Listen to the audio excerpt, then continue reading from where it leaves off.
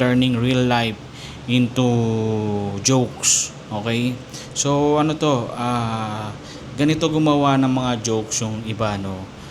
Kung ano yung mga na-experience nila sa buhay nila.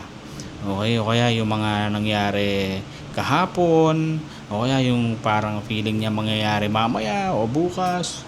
So ano siya, ginagawa niya ng nakakatawa, ng katatawanan.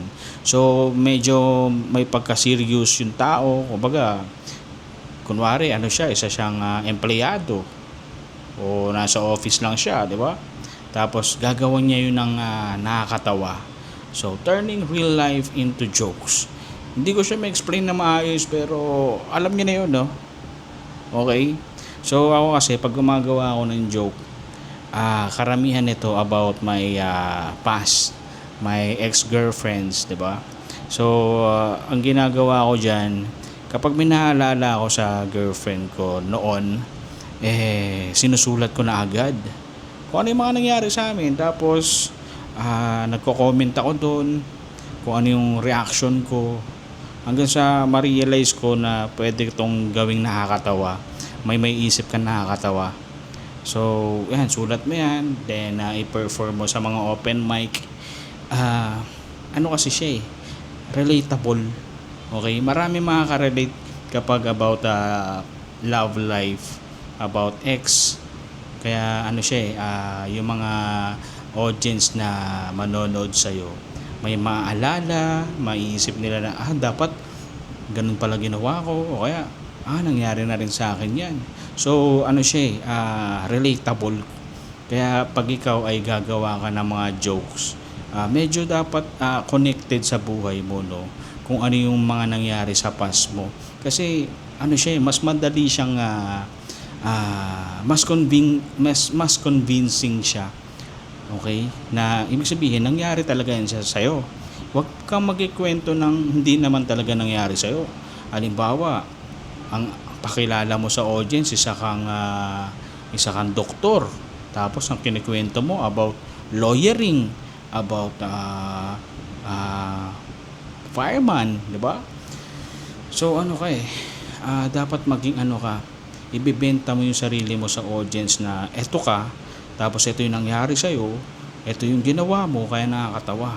So ano siya doon ka makikilala ng audience. So pagbaba mo, maiisip nila na totoo ba yung sinabi mo na ganito? Ikaw ba yung ganyan? Nangyari pa talaga sa'yo? Mga ganun, may mga lalapit sa'yo na tao na parang tatatak pa rin sa utak nila yung sinabi mo. Then i-approach ka nila na para bang talagang ano ka talaga, ganyan. Para mga ganun lang, no? Ayoko magbigay ng sample kasi walang maisip wala akong maisip basta ganun lang yun, no. Ano pa ba, wag kang magjo-joke ng ng hindi naman ikaw, kasi yun medyo hindi siya convincing parang niloloko mo na lang yung tao, di ba? Halimbawa, sanay ka sa pagiging kwela sa school, tapos ang joke mo sa stage about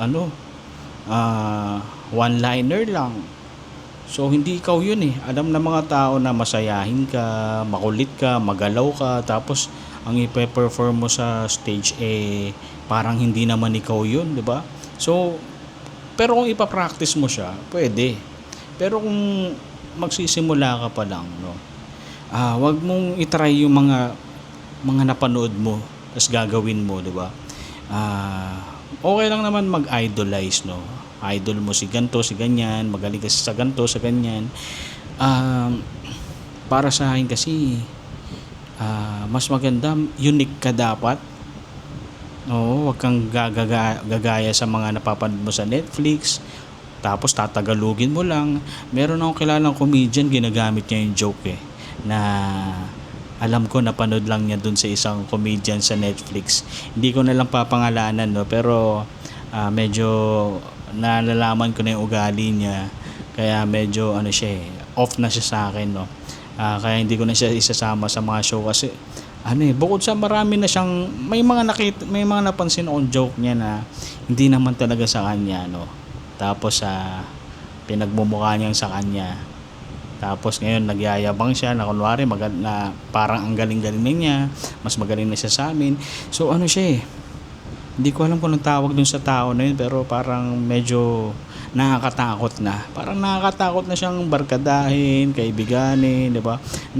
Nakakatakot na magsabi ka ng mga bagay na personal o kaya about kay ganto ganyan. Nakakatakot kasi pwede ka niyang ilaglag anytime or pwedeng may something talaga eh. Kaya ba't pa ako napunta doon? So yun nga, sinasabi ko sa inyo, huwag kayong manggagaya ng mga joke na hindi naman kayo. Okay, huwag mong gagayahin yung joke niya kasi hindi ikaw yun eh. Alam mo, yung joke niya based sa experience niya yun. Tapos gagayahin mo porket meron kang anak, porket meron kang kotse din, meron kang pusa din, di ba? Gagayahin mo na. So gagayahin mo yung joke, di ba? Para pagmumukhain mong tanga kami. Akala mo di namin napanood yun sa Netflix, di ba? Pero ang tagal niyang hindi burahin yung joke na yun, no. Kinukumbinsi pa niya kami na sa kanya talaga galing, no. Pero kitang-kita naman sa Netflix na hindi talaga sa kanya yun, no. Kitang-kita na napanood namin sa Netflix yun eh. Tapos gagayahin mo, perform mo sa maraming tao dito. Medyo ayoko na lang talaga ayoko siyang i-call out kasi wala naman ako sa posisyon para sabihin yun, no. Bahala na siya. Hayaan na nating may mag-approach sa kanya na uy, joke ni ano yan, para mapahiya siya, no. Yun lang, wag kang manggagaya ng joke kasi hindi naman sa iyo yun. Basta kung ano yung nangyari sa buhay mo, real life, yun yung ikwento mo. Tapos basta kung ano yung mga nakakatawa sa buhay mo, kung ano yung mga nakakatawa nangyari sa buhay mo, ikwento mo. 'Di ba? Ayusin mo yung sulat para maganda yung kwento. Alisin mo na yung mga hindi kailangan sa kwento. Ganun lang naman magsulat eh. Huwag kang magsusulat ng napanood mo lang. Tapos mag-acting ka na kunwari sa'yo nangyari yun, sa'yo.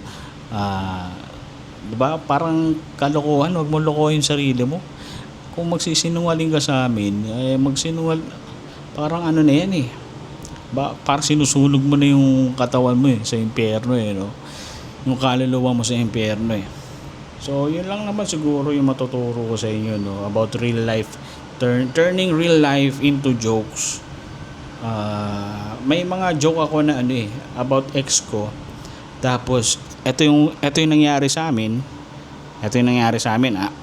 Pero sa punchline iba yung gagawin ko. Hindi dun nangyari sa scenario na yon. So medyo nakakatawa siya kasi ang tawag doon misdirection.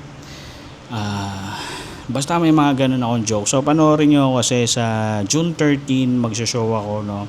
At manood kayo kasi magsasama ako ng magagaling na comedian. At di ko alam kung babayaran ko sila. Pag bumomba sila, walang bayad. De, joke lang Basta ayusin ko pa pero manood kayo. Maganda yan.